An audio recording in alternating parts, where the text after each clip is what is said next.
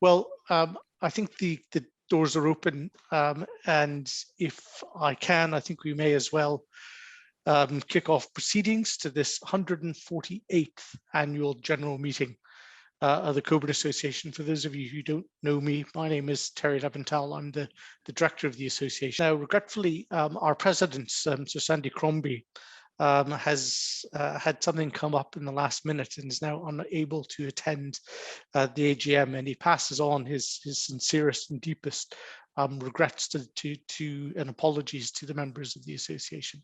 It just couldn't be helped. Sometimes these things could happen. So what I'll do is I'll just take some of the processes at the top of the kind of meeting and then hand over to our chair, Professor Cliff Haig, to formally kind of initiate the AGM.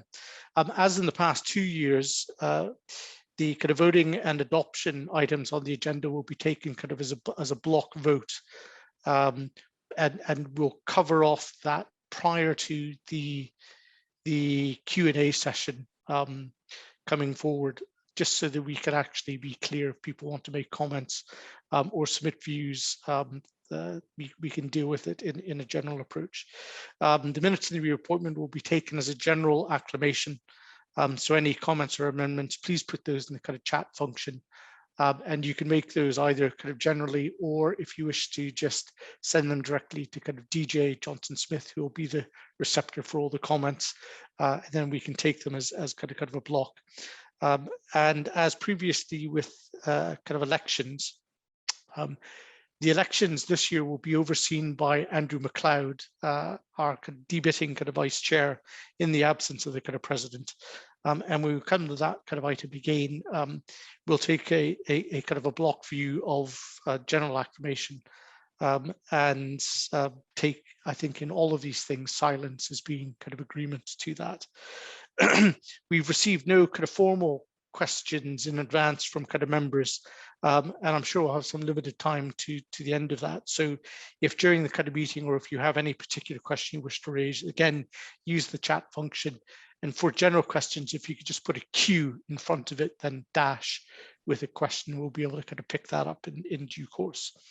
And I think as we did with last year, as the chair can reserve the position in taking any questions to, if it's particularly complex or nuanced, to agree to respond in kind of writing kind of after the AGM, for which we would then kind of append anything sent out to the minutes going forward. So before I formally hand over to Cliff, we have received a number of formal apologies from members, which I'll just read out. Formal apologies from our president, Sir Sandy Crombie, Iona Roberts, Anne Packard, Sarah Tolley, Bill and Marion Cantley, Richard Scowthorne, Morag McCormack, Monty Roy, John McKnight, and Phil Thornton, as well as an apology from Stuart Leckie, who is one of the candidates for election. So that's enough from me.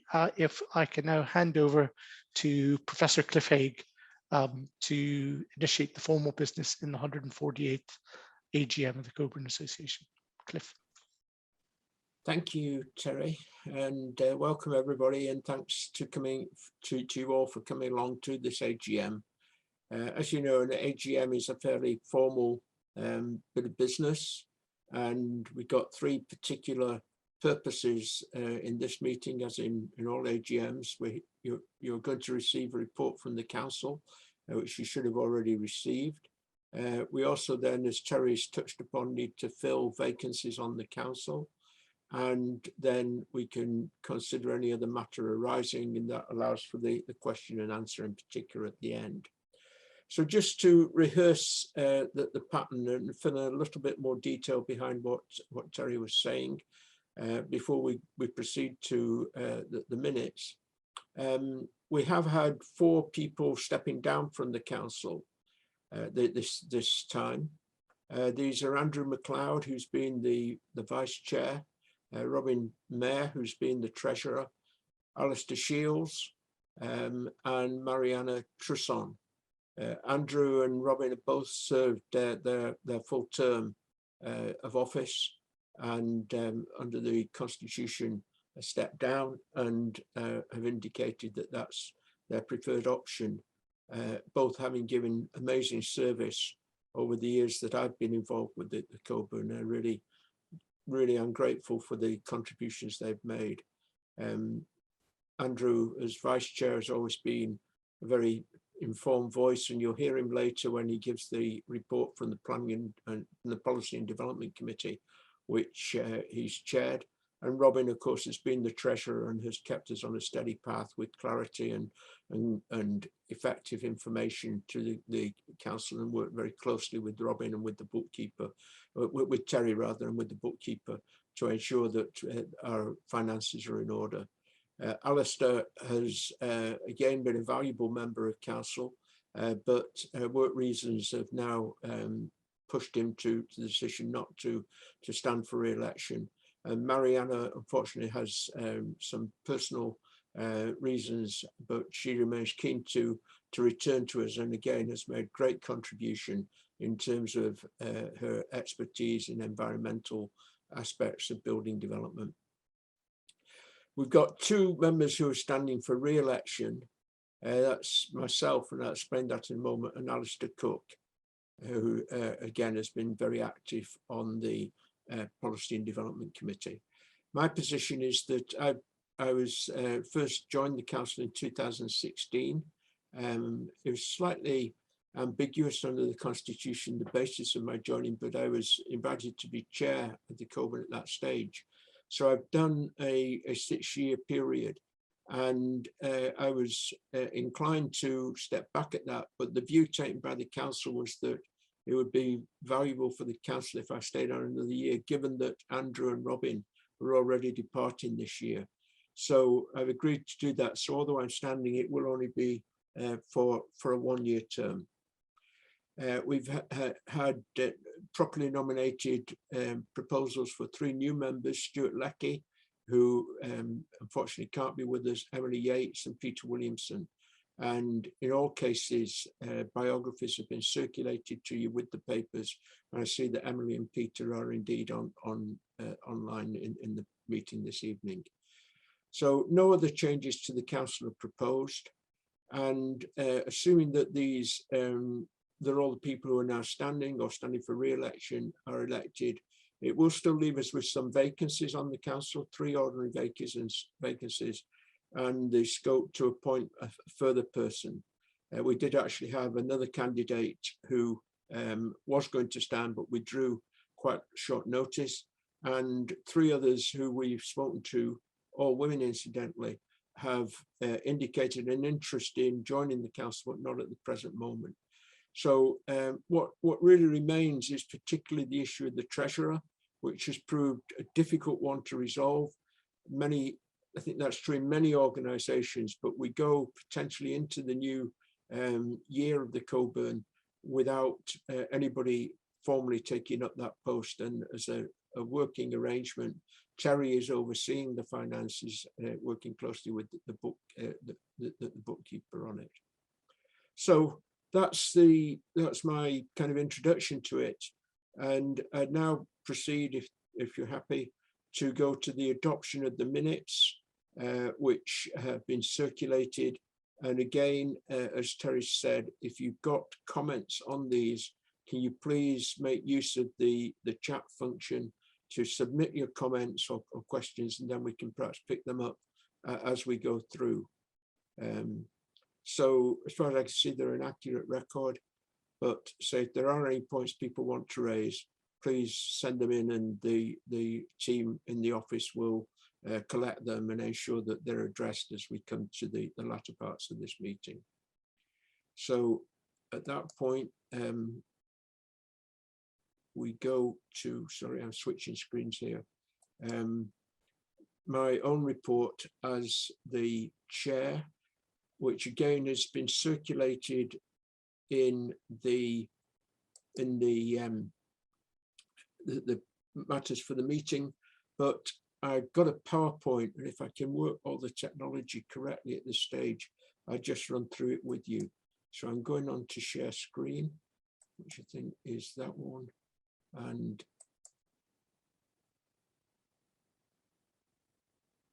now this one.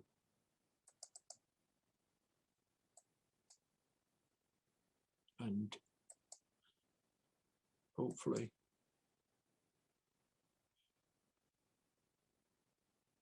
so it says I'm screen sharing. I hope people can see this.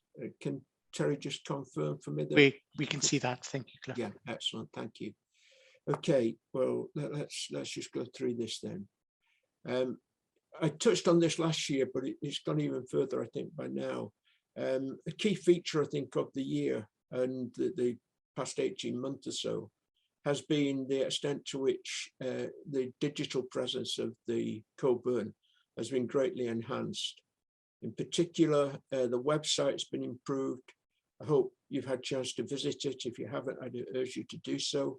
It carries news and blogs. It has an events listing page, which isn't limited to the Cockburn, but is open to all sorts of community organisations and heritage bodies to put details on their events. So if you're checking out things to catch up with, that's a place to go. Also, the team in the office, helped by the small team of very loyal volunteers, have helped develop a history section, which is crammed full of interesting stories from the Cockburn's past. And also, very importantly, we have a join and donate links on the website, which make it easier for people to renew membership and to join up. So this has really, I think, brought us a long way from where we were a couple of years ago, and I think is a real credit to the team in the office who put this together with the help of a professional consultant who we brought in to assist us on this one. We're also active across a range of social media. We have a YouTube channel, and I really would again encourage you all to subscribe to that. In case you don't know, subscribe doesn't mean you have to pay anything. You simply click on. But we've used the YouTube channel in particular for the Cockburn Conversations, which the image is from one that we did towards the end of last year around the COP26. So there's plenty of material on there. If you've missed events, do go and catch up with them there, and you can keep in touch with us through the postings that we put on YouTube. We're also, if you're on Twitter, we're regularly tweeting on there, and we're also on Facebook. And we monitor the responses on these and the number of people. And what it really means is that all of this is really essential to a sort of organization in the 2020s, where so much of the attention is geared now to social media. So we're strongly present there, and it's a way of getting our views over, and they generally attract quite a lot of positive comment as well as some negative comment, as you might expect. One bonus of the system of working from home has been the way the Edinburgh Civic Forum has developed. We've run the Civic Forum for a long time, and in case you don't know, it's mainly made up of community councils and neighbourhood organisations across the city. It meets every 3 months, but we do have occasional special topics such as the Draft National Planning Framework 4, or recently one on the deluge of short-term let applications for change of use and planning permission. And the city planning officer comes along, so it provides an interface with the city planning department and with the staff. And I think it's worked really well on Zoom. People are able to get there, and they're very respectful of each other, the way we operate these meetings. And I think it's really brought together the voice of community councils in particular across the city on planning and development matters. And again, the meetings are available on YouTube if you want to catch up with those. So in all these matters, we've been very active. Also, as you'll know, we've been involved in a number of campaigns, and the Policy and Development Committee report later will provide a few more details. I just briefly mentioned the role we played in helping to develop a rethinking of the way the festivals operate. I think people are well aware of concerns that's been mounting up until the onset of the pandemic about the impact of the festivals in terms of congestion, crowding, noise, loss of amenity in the city centre, and a sense that they were almost free to do whatever they wanted. And we have been involved in direct discussions with the Edinburgh Festival, with Festivals Edinburgh, sorry, and with the Festival Fringe. And our arguments led to some dispersal of events during the winter festivals that this past winter. And we've also seen, of course, the book festival relocating to the College of Art, which very much chimes with our campaign to keep off the grass. Whereas you may remember there was great concern developing about the impact of the book festival events during the festival in Charlotte Square. So that's been a major area of activity, and one that will continue as the festivals begin to get back this coming summer. We've also been drawn into a series of actions relating to what I can only describe as a weakening of planning in the city. The government has announced its support for temporary, so-called temporary breaches of planning control that permitted extensions from bars and restaurants and cafes into the streets. I think, again, this is covered in Andrew's report, and this was seen as a COVID relief measure. And then we saw towards the end of last year, as people thought that their period of grace would run out this year, attempts to get planning permission. I think nearly all the applications were refused, but now government is actually, Scottish government is saying that it wants to make these sort of temporary permitted development rights permanent. So that's an important issue. In particular, the streets in the Old Town and the New Town are common good land, but there should be public consultation, therefore, on change of use. We tried to take that up with the City Council. And as I said, the Ministry is now proposing scrapping of controls. And if you haven't really seen this on the ground, if like many of us, you've not been out that much in the pandemic period, these images from Cockburn Street and their tweets on SOS Cockburn Street, I think show you just how dramatic the impact has been. It's been a tough year. It's been a tough year, I think, for all small charities. And I've just put up here a bit on membership. It's slightly misleading, the graph, because I didn't put in every month's figures. It's actually a bit more uneven than it appears there. I just did April 21, November 21 and March 22. So there's only really 3 points in that, and the lines are just smooth between them. But what you can see there is that the number of single members has edged up slightly, nothing very dramatic, but also I think in the circumstances quite positive. But life members, not surprisingly, stays pretty static. Joint membership, again, a slight increase, but concern particularly over the number of overdue subscriptions, which seems to have been increasing as we've gone into 2022. And perhaps that's not surprising, given the concerns over cost of living and so on. But it has been a worry for the council, combined with the wider recognition of increased costs that we're going to face through national insurance increases, the escalating price of fuel. And at the same time, we haven't had what we'd hoped for in terms of donor and sponsor support for Doors Open Day, nor did we have any substantial legacy income during the year.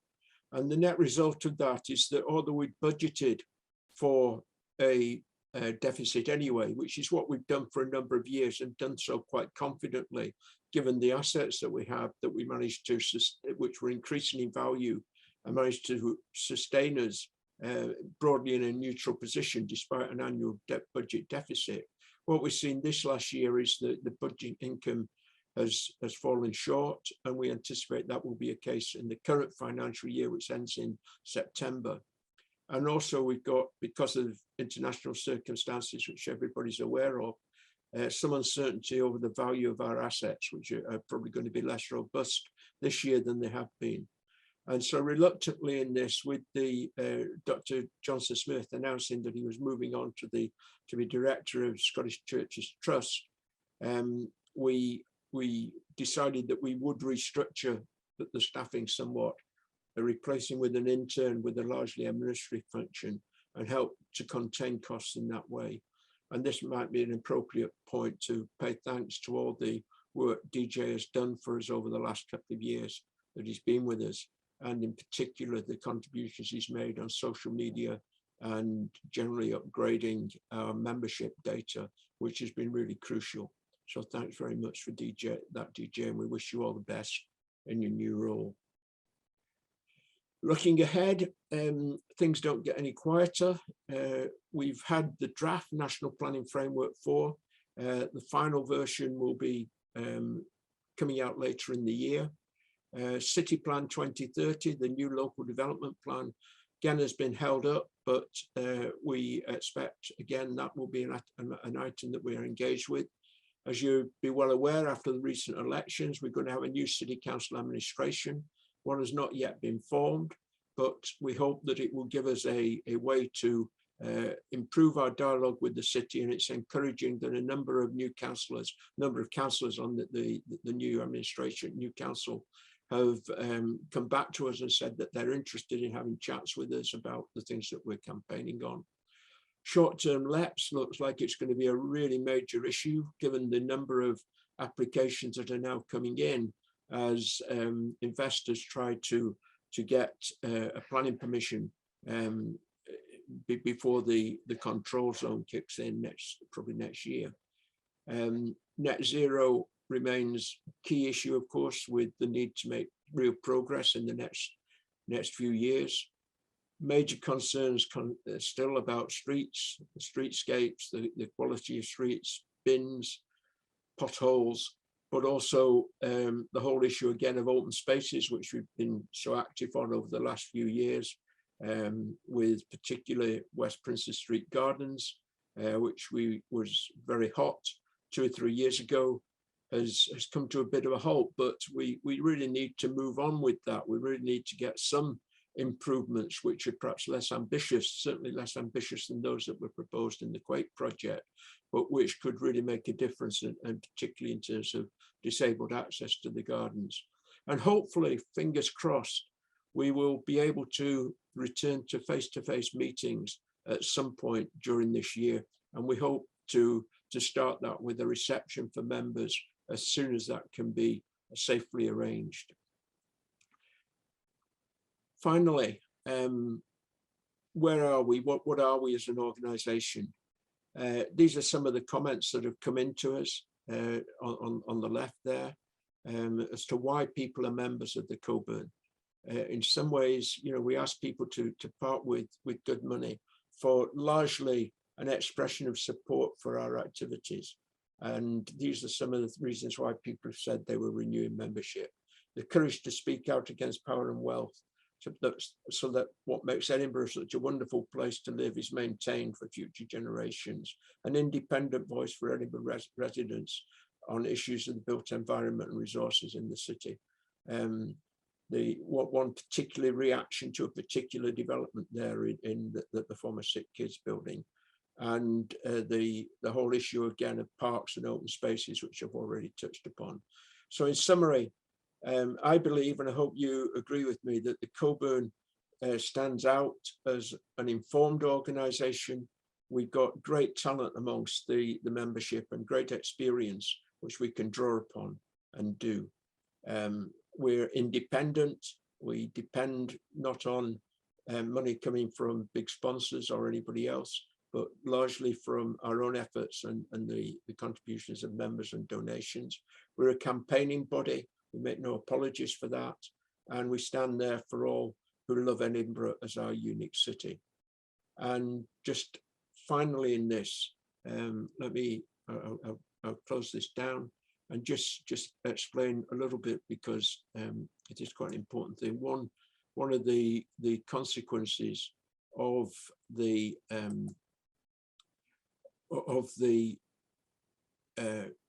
budget cuts that we've had to make is that we are not going this year to run Doors Open Day, but instead we hope to come back with something better in 2023.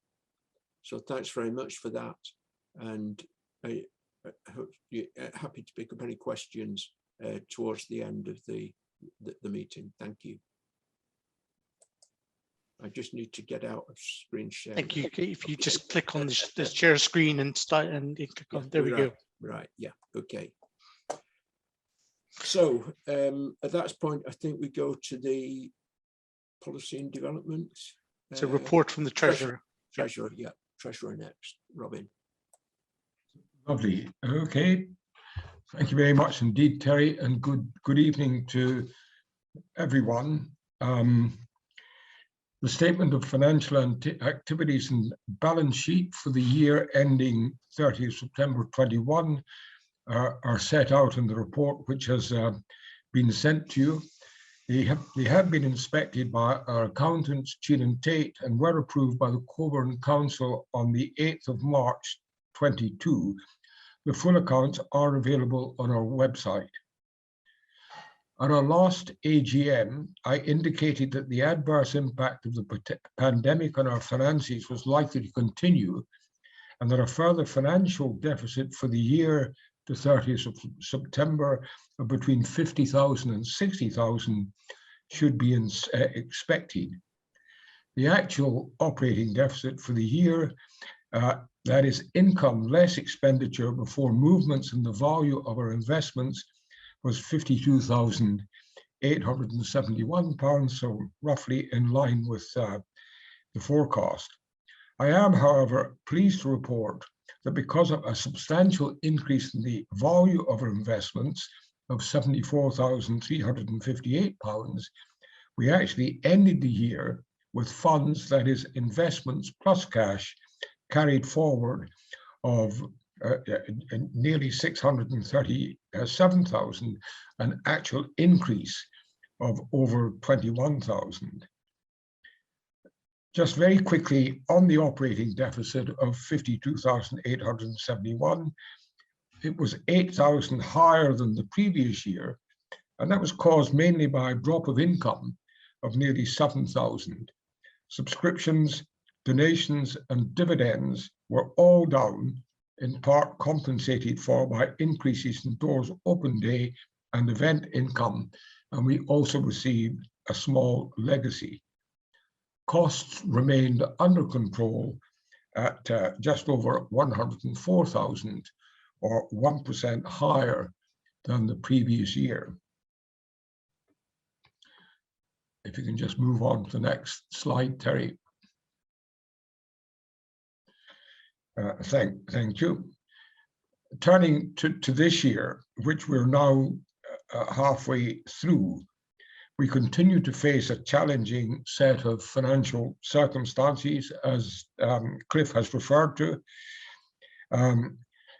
which means that we're running at a high operating deficit. And recently, your council authorised a withdrawal of £60,000 from our investments to ensure we are able to meet our financial obligations for the year. This and a substantial fall in financial markets across the world has resulted in the value of those investments at the end of March falling to just below £500,000.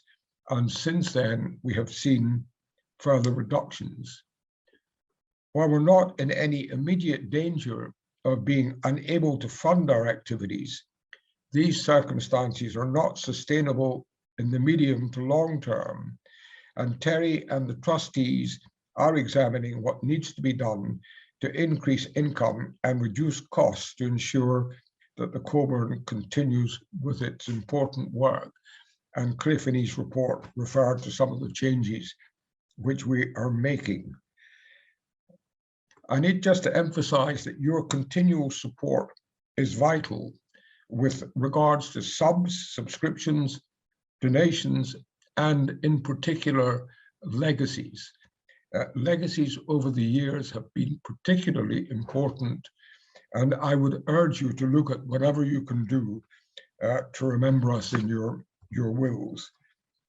Lastly, I would just like to thank Terry and his team of James and DJ, as well as the trustees, and you all for your continuing support, and I wish you all the very best for the future. Thank you very much. Thank you, Robin. And again, please post your queries on the chat, and we'll pick them up. And do you want to just take this now, Robin? Yeah. Of it, yeah. Yeah. Sorry. Sorry, Cliff. Perhaps should have covered that. Each year, we're required to ask you at the AGM to support the appointment of our financial examiners. They've been Chain and Tate for the last few years, and we invite you to endorse this position for next year. Again, as Terry's explained, silence will be taken as assent, but if you've got any objection to that, please register it on the chat and we'll pick that up at the end. And as Robin said, the annual report, the finances report has been circulated to you. Again, if you want to go through the detail of that, you're welcome to do so and pick up questions as we come to it. So we now move to the item 6, which is the Policy and Development Committee report from Andrew. Thank you, Chair. Okay, thanks, Terry. That's it in a screen view. That's great, full screen view. Cliff has already touched on some of the main themes and some of the main areas we've been working on, and I'm just going to elaborate on those just now in a little more detail on the work that the Policy and Development Committee has been doing. And particularly, I want to talk a little bit about kind of climate policies and their impact on Edinburgh, safeguarding our public spaces, and as has already been alluded to, the growing problem of short-term lets in the city, and how the various reforms that are taking place in regulation and licensing are going to be handled and are going to be made effective. I've set out here some of the key issues and activities that we've been involved in round about the policy debate in Edinburgh, with both central government and local authority policies. We've commented on the public spaces management consultation. There's a consultation on low emission zone, the short-term let control area, the 2030 climate strategy, City Plan 2030, and the National Planning Framework. So quite a big agenda of work there, as you can see. We've also looked at and put in comments on key developments in the city. We've been able, I think, we've been kind of in the last year or two, hopefully quite successful in terms of being able to get some discussions with developers at an earlier stage in proposals before it's become not unusual actually now for developers to come to us while they're putting their proposals together to say, you know, what does the Cockburn think? What comments would you like to feed into this? And I think that's been very positive for us. So we've commented in various meetings with developers, commented in the early stages of the planning process, and on a number of major projects. And of course, finally, in terms of our work, we have provided detailed comments on a range of planning applications. Going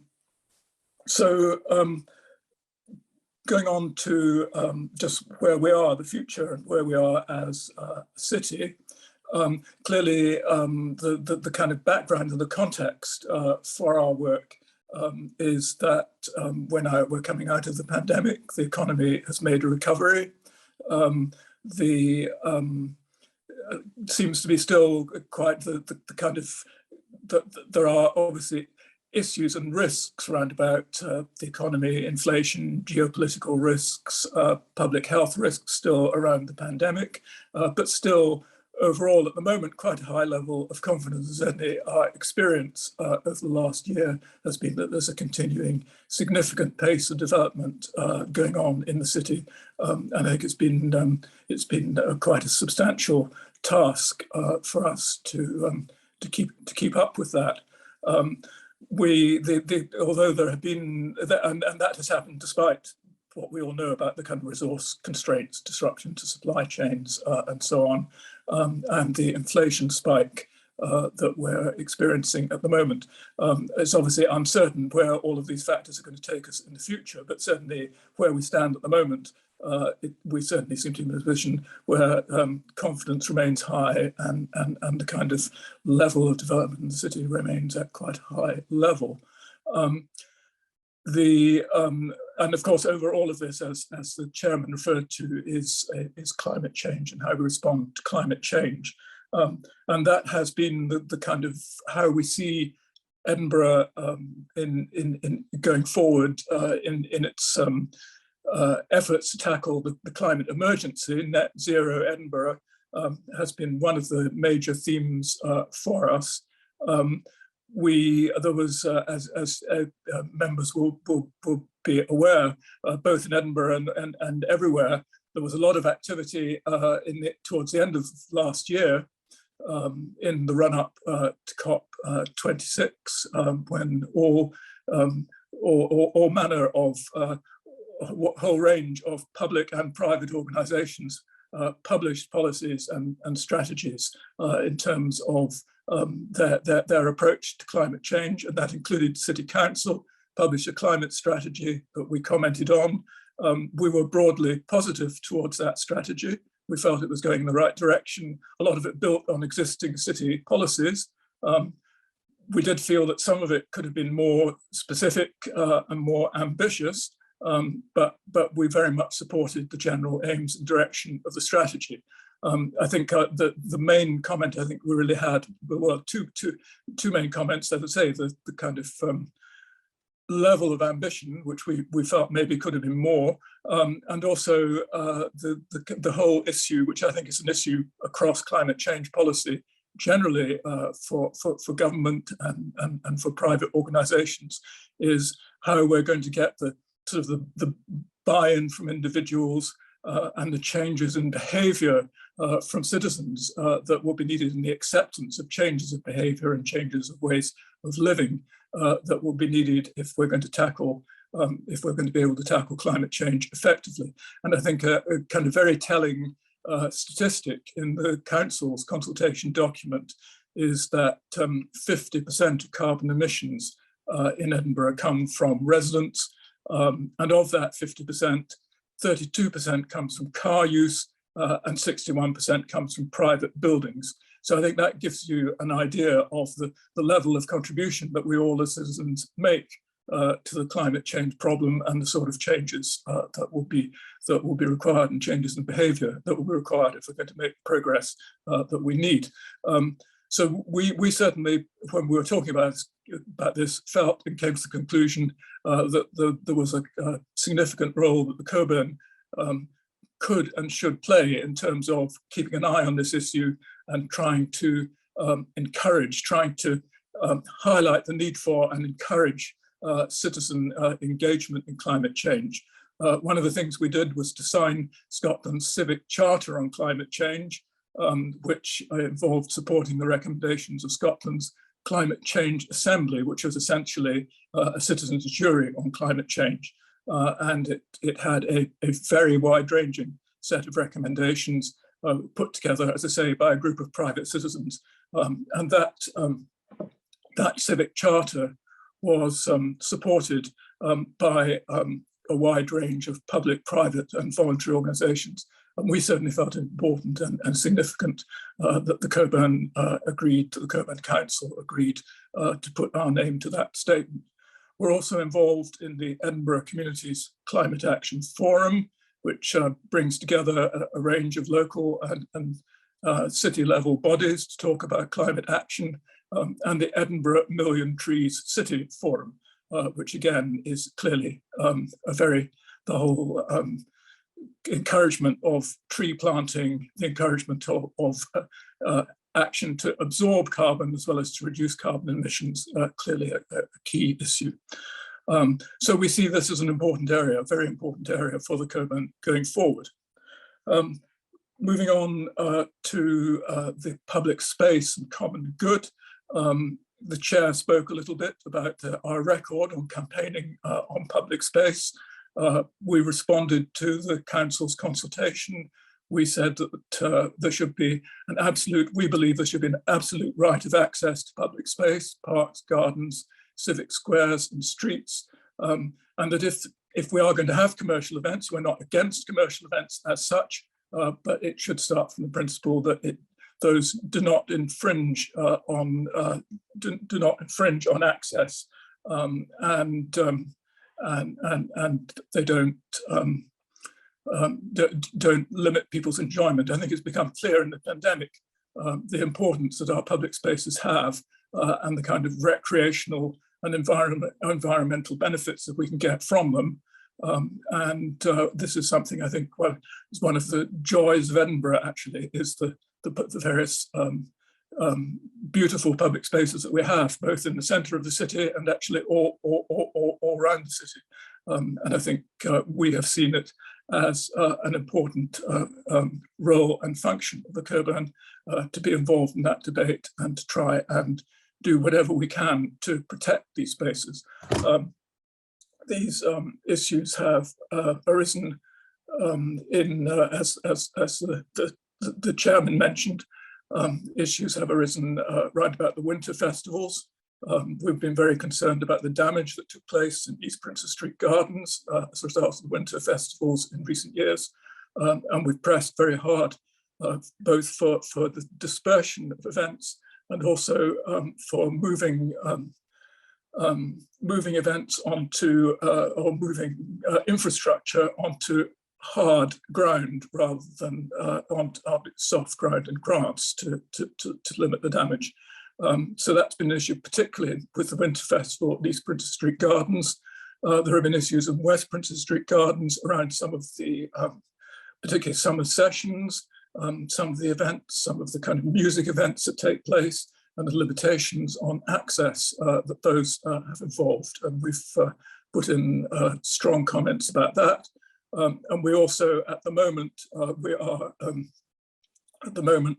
are looking closely at some of the planning applications round about the summer festival and some of the structures that are put up, particularly in the Meadows and in George Square, where until recently, these structures, many of these structures have been put up and have been in use for a number of years. And until recently, that has been done without getting any planning permission, which as structures that are in place for, I think it's more than 28 days, the structures in place for a certain period of time anyway, required to have planning permission, even if they're temporary structures. So we have been pressing that there should be planning applications, which is now taking place. And we're using that opportunity to comment on the various issues I touched on particularly in the effect on grass, the effect on trees, and trying to get a much better management of that and a limitation of the damage that is done. Moving on to short-term lets, again, that is a very big issue at the moment. There's been a very large growth in short-term lets across the city. And I think we've reached the position now where the City of Edinburgh Council estimate that there are around between 10 and 14,000 properties in Edinburgh that are registered as short-term lets. And that represents about 10% of the private rented sector in Edinburgh, which is a pretty staggering number, actually. And you can see how the kind of movement of that number of properties away from private renting and towards short-term tourist and visitor letting it's, I think, obvious that a movement on that scale is going to have a big effect on the wider market, and there's going to be a big effect on rents and the availability of local accommodation for local people to live. And I think that's exactly what we've seen and are seeing. I think it's something we're very concerned about.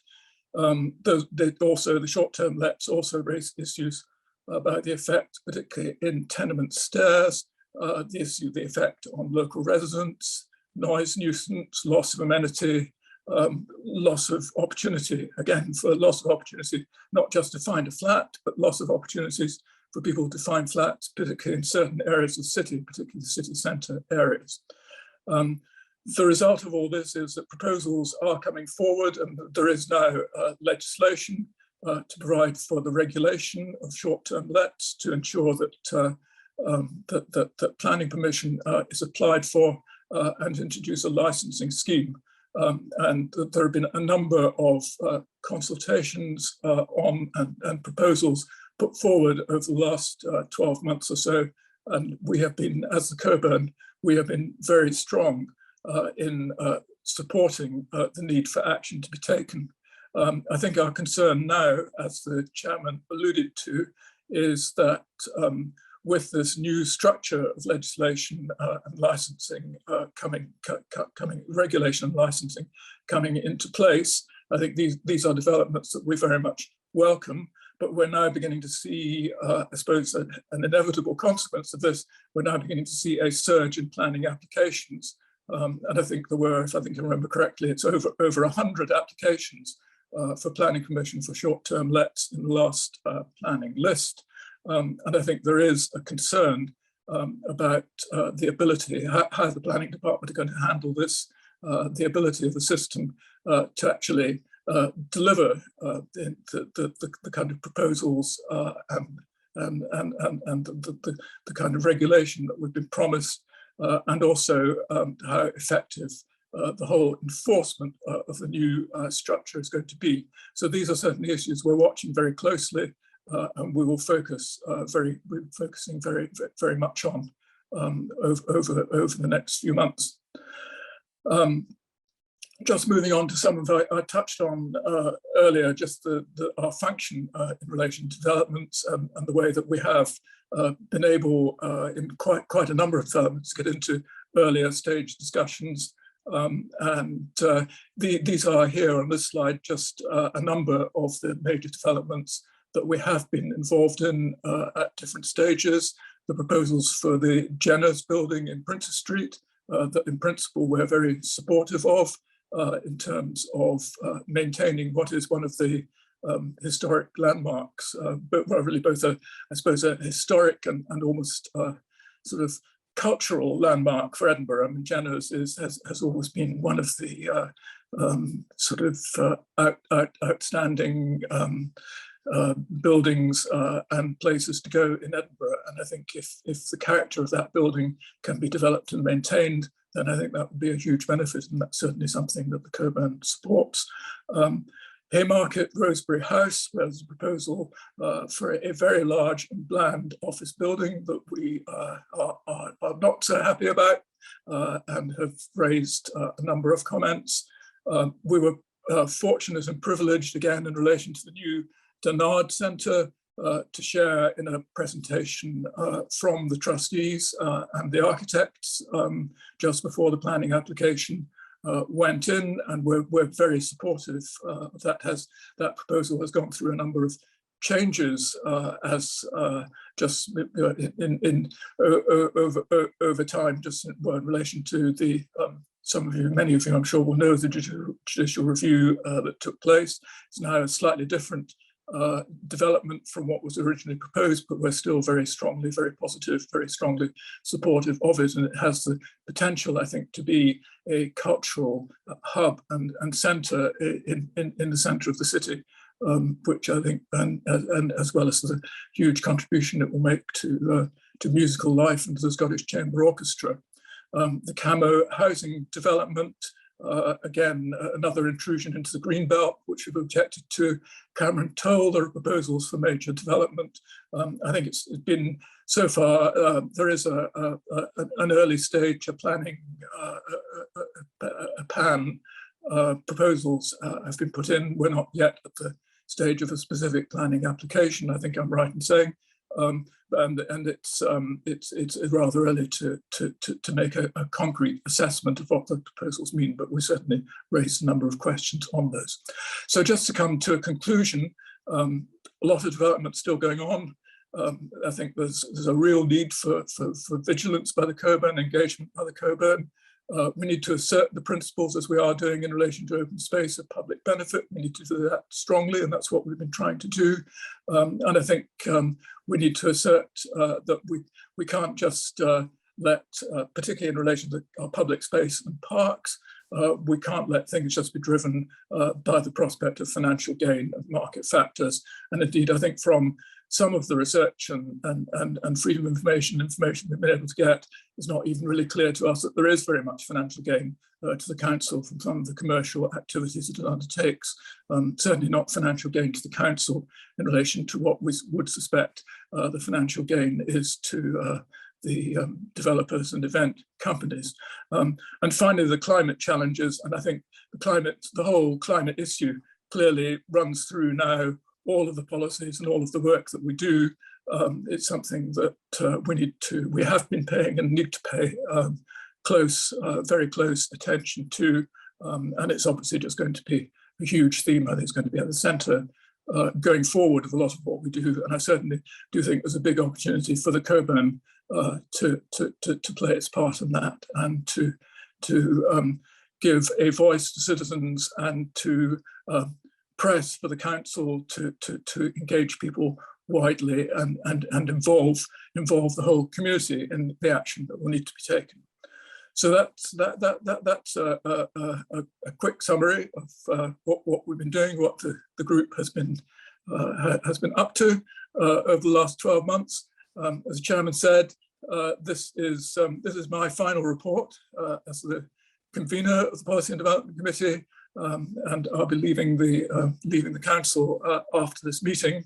I think all I would like to do at this stage is to say that I think we're very lucky to have a strong group of trustees with a wide range and variety and high level of skills who contribute to this committee. We meet monthly. The discussions are always active, lively, a lot of people contributing. We're supported, I think, by an exceptionally strong staff team. I think, hopefully, I certainly think we've done some good work, and I hope that you as the membership will agree. It's been a privilege for me to be leading this committee. I've enjoyed it very much, and I will miss it when I go, but I think it's time to move on. So thank you very much. Thank you, Andrew, for a very thorough report. And I think it really shows the intensity and range of work that committee has been involved in. And a special thanks to you personally for the way you've led it and provided the link to the full Council of Trustees. So again, just a reminder, if you've got comments, please put them in, or questions, put them in on the chat function. DJ and James are now monitoring those, and we'll bring them together shortly for us for further discussion. But at this point, I think we now move on to the next item, which is the process of election. And before he's had time to catch his breath, I'm afraid I'm handing back to Andrew, who's going to do the chairing for this, because I'm one of the candidates involved. Okay, thank you, Chair. Cliff explained earlier the position in relation to elections to the council. We have 5 candidates who are standing. There will still be a number of vacancies after these candidates come forward, so there isn't actually a need for an election. But what I would like to do is just to ask for the agreement of the meeting, just to remind everyone very quickly, the candidates we have are Cliff Haig for 1 year to be as chairman to be re-elected, Alistair Cook to be re-elected, and as new trustees coming forward, Stuart Leckie, Emily Yates, and Peter Williamson. And I simply ask the meeting just by acclamation, please, to approve the election of these members to the council. So I take silence to be assent. Yes. So I think that that election is now carried out. Thank you very much, kind of Andrew, for that. And we're not seeing anything come in on the kind of chat functions. There were two other kind of items of business that we said that we would take at this point as well, just on general principle. First of all, the adoption of the minutes for the previous AGM. And again, we've seen no comments or queries about that. So we'll take the adoption of the minutes as taken, and the reappointment of the independent examiner, Sheen & Tate LLP, on the recommendation of the kind of treasurer and council of Cockburn. And again, we've seen no comments come in on that. So overall, I think we'll just take the kind of adoption, the reappointment, and the elections to council as approved by a general acclamation. Thank you very much. Thanks very much. And I think that's the point where we wrap it up. So just a reminder, as Terry said, if there's anything else you want, do feel free to contact him for any other questions or advice or any assistance you think you can provide. And as I've said several times tonight, we do hope that it won't be too long before we can meet again face to face, perhaps in the Geddes Garden behind the offices there on a blissful evening with a glass of wine and a few nibbles. Fingers crossed. So thanks everybody, and thanks for all your support. And again, particularly thanks to the team in the office who put this on this evening and managed the technology. I still don't know why I suddenly got cut off in mid-sentence and disappeared from you, but I apologize for that. Okay, thanks again. Good night. Enjoy the evening. Thanks, Cliff. Good night. Bye. Thank you very much. And that's the close of the formal business of the 148th annual general meeting of the Cockburn Association.